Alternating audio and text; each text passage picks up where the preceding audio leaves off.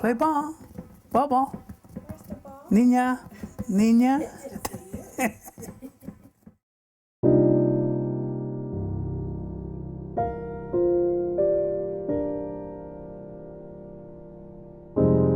Up. There you go. Good girl.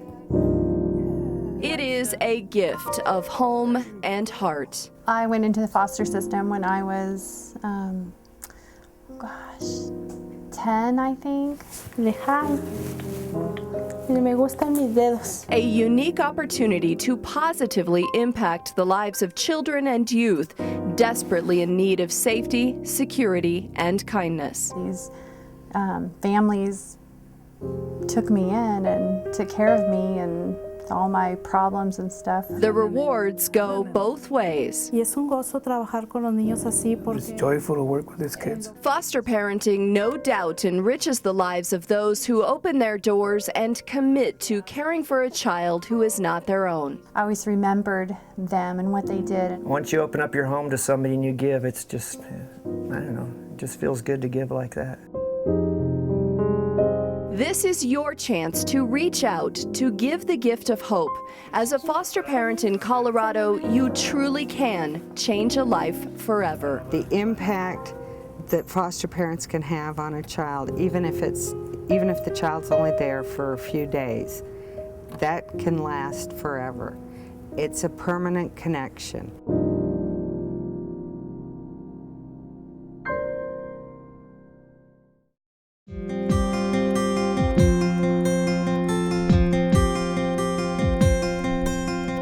Foster care is a place for kids to go until they can go home. Oh, it was cool, man. Foster families provide emergency and temporary homes to children and youth, while their birth parents address specific health or safety concerns. It could be neglect, it could be abuse, it could be the parents are just otherwise unable to care for their kids at that time. And when the county takes custody of that youngster, they are placed in a certified foster care home. The amount of time that a child is placed in a foster home ranges. Every parent wants to know how long their child is going to be in foster care. We just can't say.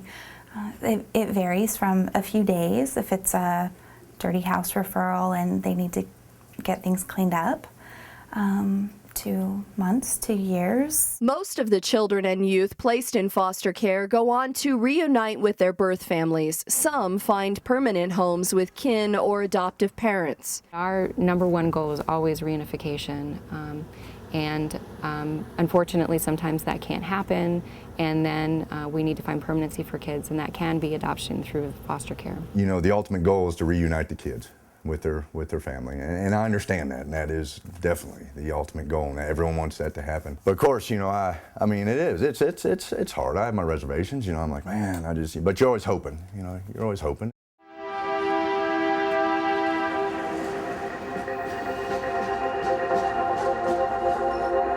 Can you love and care for a child who's come from a difficult background? Can you accept assistance and guidance from trained social workers? Can you help a child develop a sense of belonging in your home, even though the stay is only temporary? Can you maintain a positive attitude toward the child's parents? Can you love a child who, because of fear of rejection, does not always easily love you back? Are you secure in yourself and your parenting skills? Do you view bedwetting, lying, defiance, some destruction as a child who is in need? Can you set clear limits and be both firm and understanding in your discipline? Can you love with all your heart and let go? Can you tolerate major failures and small successes?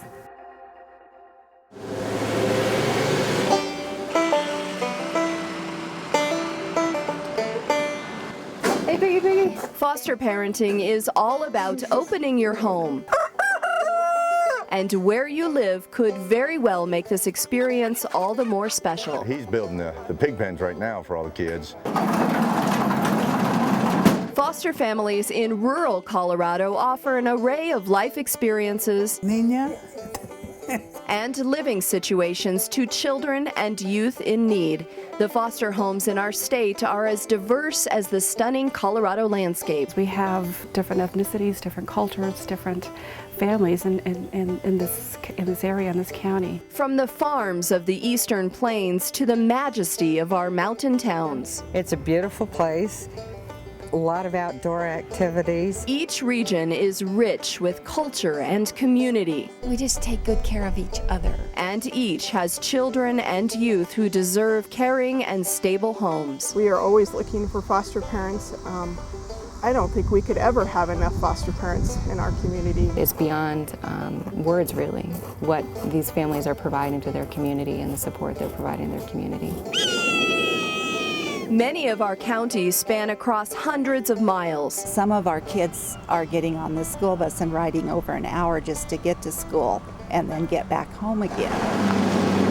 Distance can be a challenge. In rural Colorado, finding foster families in the child's own community is especially important. So we try to find families who are in the same school district, who speak the same language, who have the same culture, if at all possible, of the kids who are being removed. So the child can stay in their own school, close to their own family, and stay in their own community. That is worth $1 million.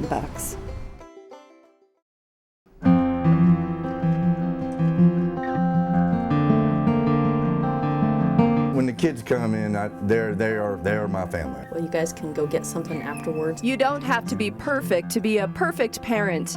That familiar phrase rings especially true when it comes to foster parenting. Foster parents are volunteers, and to open their home and to raise someone else's child, it does take a special person. Successful foster parents are patient and caring. They understand the uncertainty these children and youth are coping with. They're skeptical, they're nervous. And they are committed to supporting them. It takes a lot of empathy, a lot of communication. There are, of course, challenging times when flexibility, understanding, and even humor help.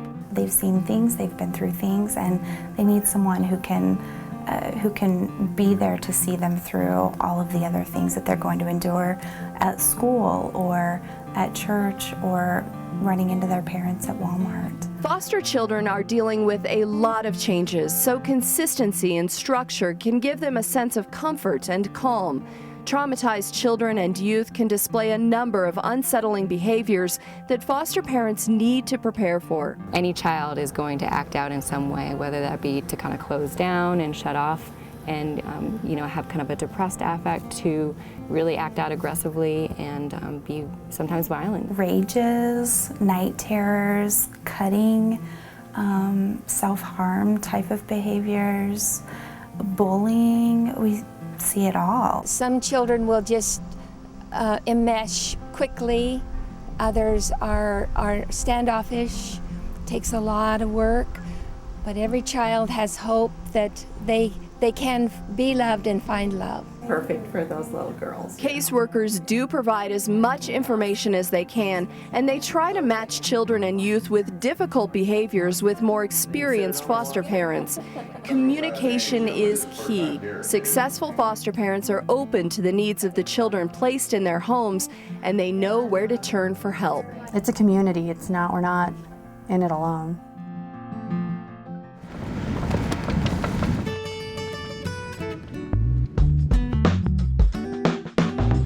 Whenever you need somebody, somebody's there. You can call somebody.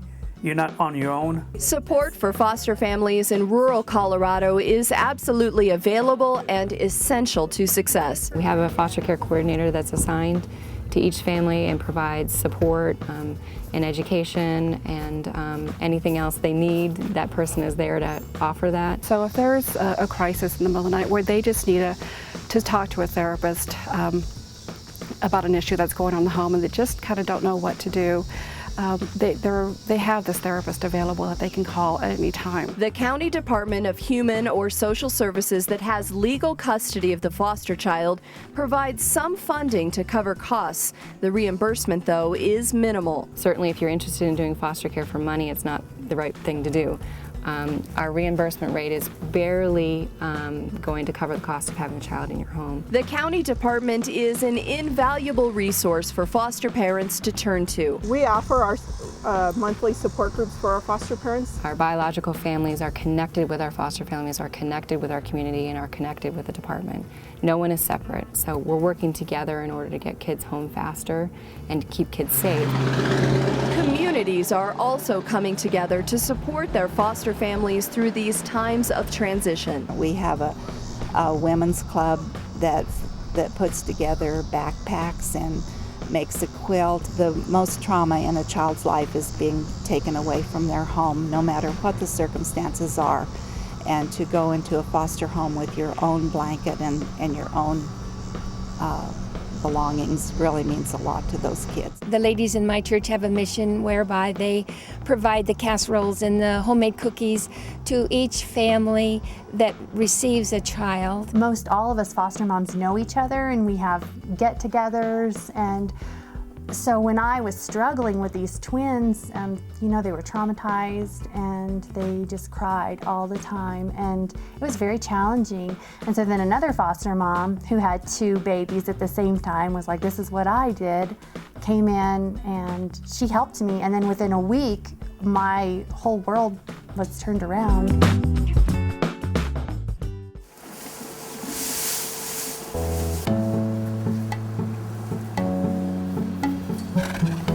Kind of think back to your own kids. What would happen if you weren't able to care for them? Wouldn't you want them in a loving environment?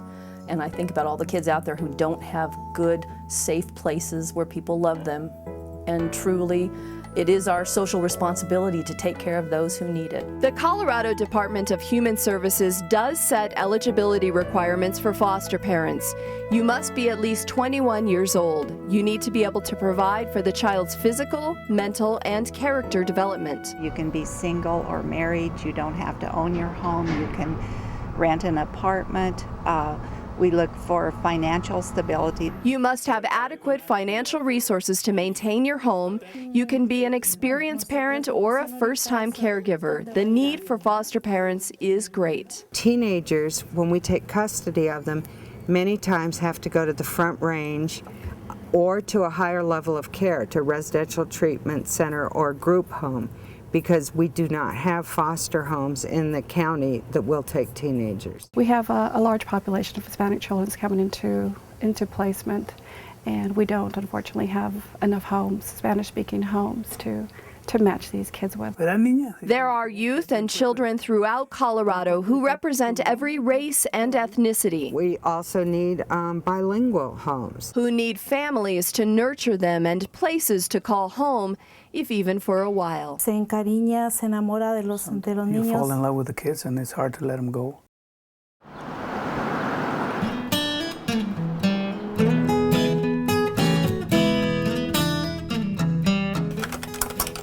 What's next? Once you decide foster parenting is for you, get in touch with the foster care coordinator with your county Department of Human or Social Services. The certification process can take a couple of months. Your county coordinators will help guide you through this process. We help our foster parents every step of the way. The role that you've been in. You will first attend the foster care program orientation. The orientation can be in a group or individual setting. You will complete an application and, if approved, take foster parent training classes. It's a total of 27 hours of training that they need to complete. 12 of that is at a foster parent core class put on by the state. It's basically the child welfare system, how it's involved with foster care, the expectations of foster parents in working with the state as being treatment team members, the reasons that children are removed. It really gives a good overview of the commitment that foster parents have to make. This training is an investment in your future as a foster parent. Sometimes the kids come in, they're either emotionally abused or physically abused, and they train you for all that. You will learn how to get your home ready, how to support your foster child, and what resources are available throughout this journey. It's a blessing to work with kids. It is. You know, and sometimes the harder you work with them, the more you love them, you know.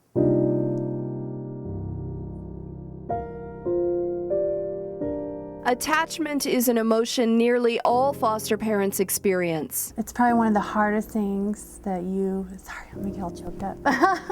It's probably one of the hardest things that you will ever do as a mother, is to give them back, because you love them.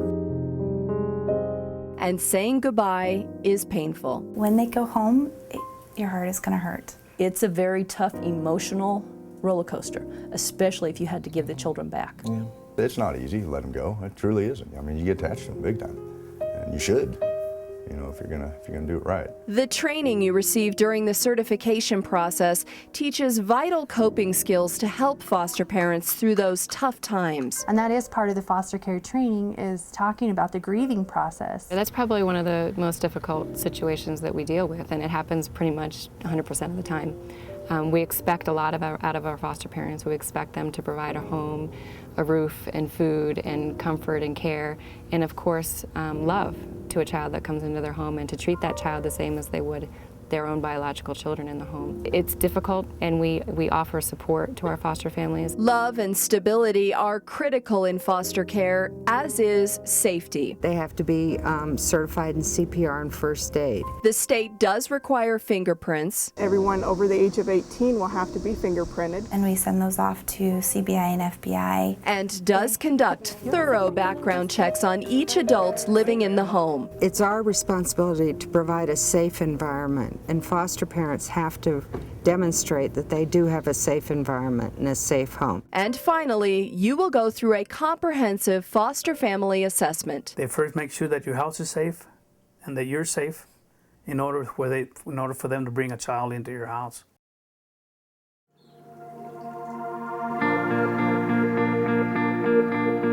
There are home visits and then training. You have to have a certain amount of hours and training to become foster parents, and psychological evaluations. Any concerns or anything? The home study is an intensive process that involves a number of evaluations and interviews. It's a comprehensive social study of the applicants. It goes into their background, their history, their family of origin, their children, their motivation. The foster care coordinator surveys your home for cleanliness, ensures there's adequate space for children, Making sure they have their own bed, their own dresser. and points out safety requirements. Medication has to be locked up. Smoke detectors need to be working. Some of the questions during the home study process can seem intrusive. Everything's kept confidential. Honesty and openness are essential. Sometimes our rules seem a little bit overwhelming, but you have to remember they're to keep kids safe. Put some rebar in, are you? Everyone living in the home also needs to have a current health evaluation. Just to make sure everybody is healthy and that there's no concerns. The certification caseworker will provide a form for your doctor to complete. You'll also need to fill out paperwork on any pets. We have what we call a pet agreement that allows them to talk about their animals so that we know that those animals will be safe around the kids. At this stage, it is also important to think about the age and gender of the children and youth you are best suited to care for. You